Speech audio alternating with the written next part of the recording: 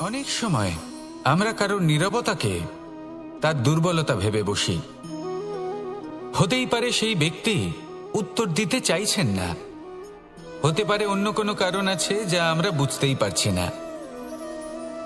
সেই জন্য তাকে দুর্বল ভেবে নেওয়া অনুচিত। দেখতে গেলে এই বিশাল সমুদ্র এও কিন্তু নীরব, শান্ত হয়। কিন্তু যখন সে রুদ্র মূর্তি ধারণ করে তখন কি হয়? সমগ্র সংসারকে বিনাশের পথে নিয়ে যায় এই সমুদ্র, প্রলয় সৃষ্টি করে। সেই জন্য কারোর সহ্য শক্তিকে দুর্বলতা বলে মনে করবেন না। কারণ যদি এই নীরবতা নিজেকে ভেঙে বেরিয়ে আসে, তাহলে তা বিনাশের সমস্ত সীমা পার করে যেতে পারে।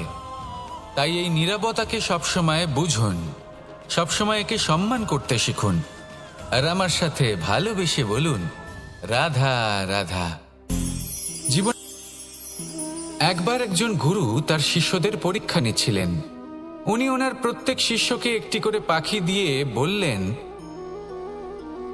সেই পাখির বলি দিতে হবে, কিন্তু এমন এক স্থানে যেখানে কেউ তাদের দেখতে পাচ্ছে না।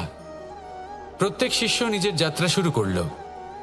কেউ ঘন বনে প্রবেশ করল, কেউ অন্ধকার গুহায় প্রবেশ করল, কেউ দূরে কোনো পর্বতের শিখরে পৌঁছে গেল।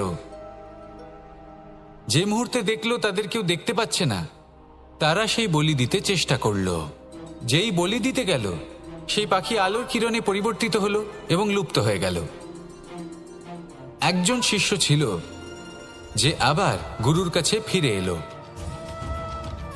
সে বলল, ক্ষমা করবেন গুরুদেব, কিন্তু আমি এমন কোনো স্থান পেলাম না যেখানে কেউ আমাকে দেখতে পাচ্ছে না।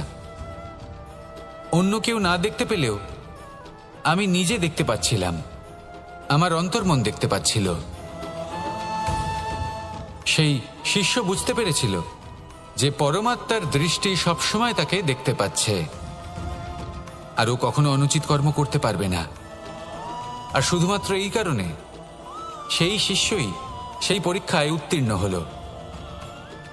আসুন আর আমার সাথে ভালোবেসে বলুন, রাধা রাধা।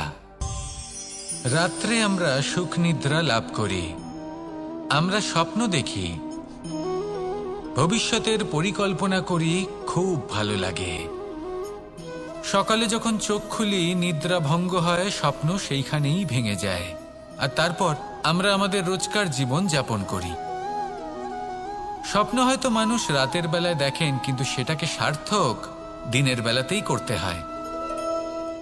রাতে মধুর বাতাসের নিচে কোমল শয্যায় শুয়ে মাতার গলায় মিষ্টি গান শুনতে শুনতে নিদ্রায় আচ্ছন্ন হওয়া, স্বপ্ন দেখা, ভবিষ্যতের পরিকল্পনা করা বড়ই সরল। কিন্তু সকালবেলায় সময় মতো উঠে সূর্যের তাপ সহ্য করে, সেই উষ্ণতা সহ্য করে সর্বাঙ্গ ঘেমে গিয়ে নিজের পথ খুঁজে বের করা, সেই পথে অগ্রসর হওয়া, বাধা বিপত্তি এসবের সম্মুখীন হওয়া, আর তারপর লক্ষ্য লাভ করা, এগুলো কঠিন কাজ। এ হলো অত্যন্ত কঠিন কাজ।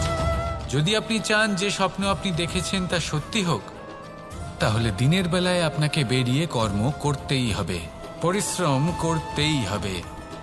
মনের এই চক্ষু দিয়ে স্বপ্ন দেখা সম্ভব, কিন্তু যদি আপনি বুঝতে পারেন যে এই স্বপ্নই হলো আপনার লক্ষ্য, তাহলে তাকে সার্থক করতে শুধুমাত্র পরিশ্রম দ্বারাই করতে হবে। তাহলে পরিশ্রম করুন আর আমার সাথে ভালোবেসে বলুন, রাধা রাধা।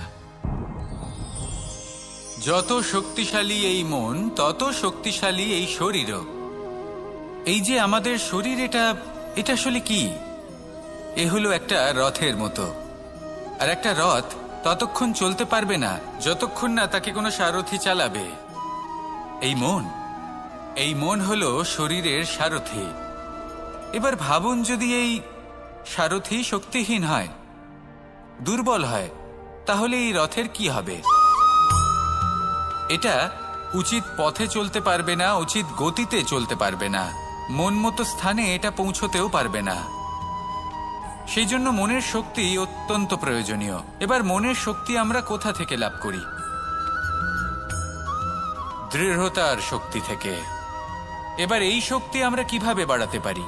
আমরা প্রতিদিন কিছু নতুন স্থির করি, কিছু ছোট কিছু বড়। আর যেই আমরা নতুন কিছু পূর্ণ করি, আমাদের মনের শক্তি বেড়ে যায়। আর যদি পূর্ণ না করতে পারি, মনের শক্তি কমে যায়। একটা দেওয়ালের মতো ছোট ছোট ছোট ছোট শিলা আমরা একটার পর একটা স্থাপন করে একটা দেওয়াল তৈরি করি। এতগুলো পাথর যখন একত্রিত হয়ে যায়, তখন এমন এক দেওয়াল তৈরি হয় যাকে ভাঙা প্রায় অসম্ভব হয়ে দাঁড়ায়।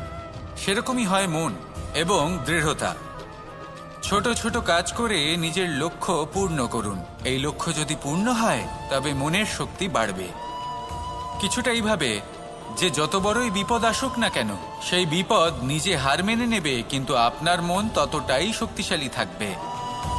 তাই মনের শক্তি বাড়াতে থাকুন, যাতে আপনি উচিত পথে চলতে পারেন, উচিত গতিতে চলেন আর মনোবাঞ্ছিত স্থানে পৌঁছতে পারেন। তবেই এই মন প্রসন্ন হয়ে বলবে, রাধা রাধা।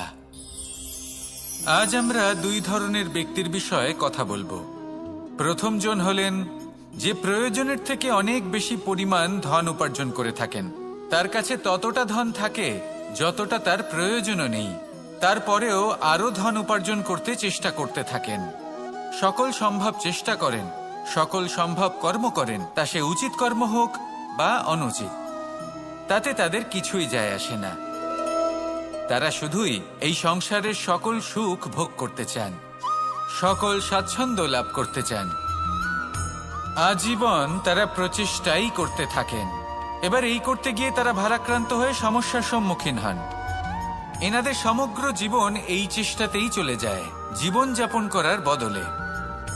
অন্যদিকে আরেকজন ব্যক্তি, যিনি জানেন তার প্রয়োজন কতটুকু আর শুধুমাত্র সেই পরিমাণ ধন অর্জন করেন, তার থেকে বেশি একটুও নয়।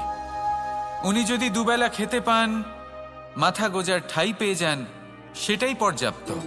তাতেই তিনি আনন্দে জীবন যাপন করেন, না কোনো বৃথা চিন্তা করেন, না কোনো বৃথা কষ্ট করেন। এবার আমি আপনাদের জিজ্ঞেস করব, এই দুই ব্যক্তির মধ্যে আপনি কোন ব্যক্তি হতে চাইবেন? বেশিরভাগ মানুষ এটাই বলবেন যে আমরা সেই দ্বিতীয় মানুষ হতে চাই যারা সন্তুষ্ট। কিন্তু যদি মন দিয়ে দেখেন, আপনিও সেই কর্মই করছেন যা প্রথম ব্যক্তি করেন। আপনারা সবসময় চেষ্টা করে চলেছেন, এটাও লাভ করতে হবে, ওটাও লাভ করতে হবে, আমার এটারও প্রয়োজন, ওটারও প্রয়োজন। আপনি অনেক কিছু লাভ করেছেন, কিন্তু প্রশ্ন এটাই যে আপনার কি সেই সব কিছুর প্রয়োজন রয়েছে? এর উত্তর আপনার অন্তর্মনে রয়েছে। আপনার মন জানে যে আপনার প্রয়োজন কতটুকু। সেখানে গিয়ে দেখুন। সন্তুষ্টি মানুষকে আনন্দ দেয়। মানুষ যতটা সন্তুষ্ট হবে, ততটাই সে আনন্দ লাভ করবে। এবার আপনাকে এই সিদ্ধান্ত নিতে হবে যে আপনি কখন আর কোথায় সন্তুষ্টি লাভ করবেন, কত কিছু লাভ করার পরে সন্তুষ্ট হবেন। এই উত্তর আপনি মন থেকে পাবেন। এই সমাজের চাহিদায় জড়িয়ে নিজেকে বিভ্রান্ত করবেন না। নিজের অন্তরের এই মিথ্যে অহংবোধকে প্রশ্রয় দিতে গিয়ে যদি আপনি এরকম প্রয়াস করতে থাকেন, তাহলে জীবনযাপন কখন করবেন? থেমে যান, শান্ত হয়ে যান, নিজের অন্তর মনে নিমজ্জিত হয়ে দেখুন যে সন্তুষ্টি কোথায়। এই সন্তুষ্টি লাভ করুন। এই মন প্রসন্ন হয়ে বলবে,